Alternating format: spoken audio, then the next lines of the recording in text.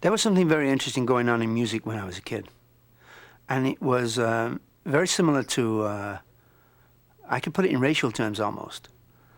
You draw a line from just south of Birmingham in the Midlands, and everybody above that were peasants, and everybody below that that spoke the Queen's English or the King's English were the well-to-do, influential people.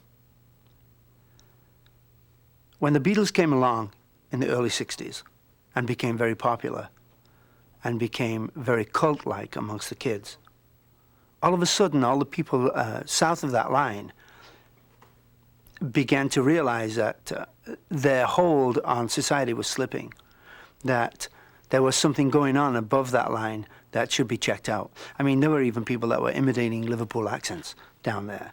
You know, so the Beatles were incredibly important in breaking down that imaginary line that was drawn just south of Birmingham. And they did other things too. They opened a door for a tremendous amount of people, young kids, to get into music because they could make it.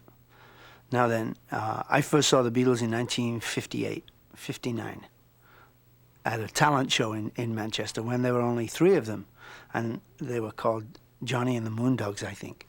And they did a Buddy Holly song called Think It Over. And it was quite a moment because when they would walk into a ballroom in their leather coats a couple of years later, 61, 62, and their haircuts, having just come back from Hamburg, girls would fall down, literally. You could sense, it was like 4 James Deans walked in. You know, you knew that something was going on. They hadn't opened their mouths yet. They hadn't sung a note, you know.